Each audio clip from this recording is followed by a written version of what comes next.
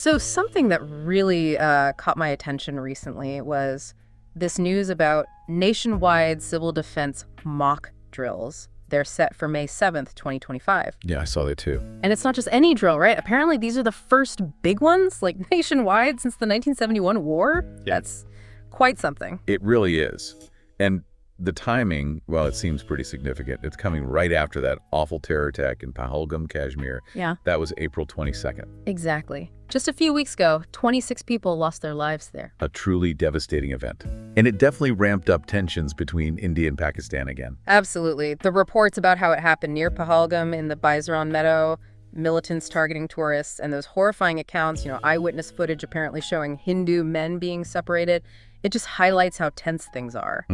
So what we want to do today is sort of unpack this. Why these drills? Why now? What exactly are they going to involve?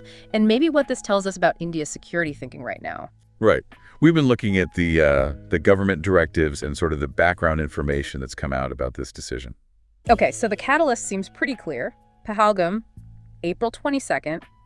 That loss of life? Yes, that seems to be the immediate trigger. The government's directive for the drills on May 7th came out quite quickly afterwards. That speed does suggest urgency, doesn't it? Especially for something this big, across the whole country. It does. Given the cross-border situation and the diplomatic fallout post-Pahalgam, and like you said, the fact that the last comparable drill was way back in '71, it suggests this is, well, maybe a significant change in approach. A shift in thinking about civil preparedness, maybe? Could be. Definitely points towards taking it very seriously right now. And these aren't just like planning meetings. This is happening on the ground Wednesday, May 7th. What are they actually testing? Oh yeah, these are practical drills. Yeah. And quite comprehensive, it seems. One major thing is testing the air raid warning sirens. Okay, the sirens. Making sure they actually work, and crucially, the people can hear them. Not just in cities, but in, remote areas too. Getting that warning out quickly. That makes sense. Immediate awareness. But it's not just the tech, is it? What about the people? I read something about training. Exactly. A big part is training civilians, students too, in schools and colleges, teaching them what to do, basic protective actions if there's some kind of hostile strike. So, drills in schools. Seems like it. Knowing how to react in those first few moments, it can make a huge difference. And then there are these blackout simulations I heard about. Where are those happening? Right, the crash blackouts, those are planned mainly for cantonment areas, military zones, and other places considered, I suppose, high risk. And the point is just darkness. Pretty much. It's about practicing reducing visibility. Makes it harder for anyone attacking, whether on the ground or from the air, to see targets. A defensive measure. Okay. And protecting buildings, too. Important sites. Yes, that's another component. Practicing camouflaging vital installations. Think power plants, key government buildings, maybe military assets. Hiding them, basically. Making them harder to spot, harder to hit. It's all part of reducing vulnerability. And finally, it sounds like a big focus is on coordination, getting different emergency teams to work together. Absolutely critical. They'll be running evacuation plan rehearsals. Yeah, this is all about testing how well the police, fire services, medical teams, and the civil defense volunteers can actually coordinate in a real crisis. Like a stress test for the system. Exactly. Smooth communication, Yeah. practice procedures, that's what you need when things go wrong. You don't want people figuring it out for the first time in an actual emergency.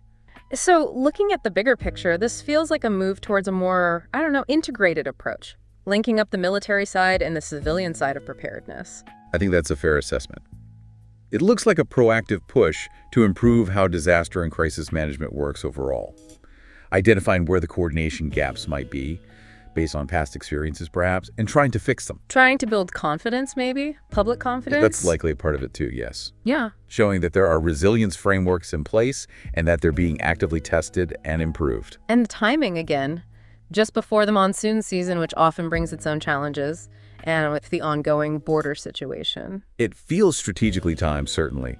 The results, the lessons learned from these drills on May 7th, they'll probably feed directly into policy changes. And how resources are allocated for things like the NDRF, the Disaster Response Forces. Very likely, especially thinking about potential border issues or other crises. It's a major data gathering exercise too, in a way. Okay, so summing it up, these drills, first since '71, happening nationwide on May 7th. They're a clear, direct response to the tragedy in Pahalgam. Yes, a significant reaction. aimed at boosting preparedness across the board, sirens, training, blackouts, coordination, the whole lot. A multifaceted effort to strengthen national resilience. It really makes you think, though.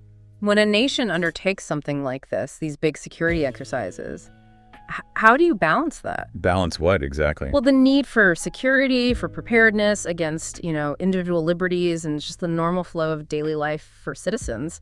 It's a tricky line to walk, isn't it? It absolutely is.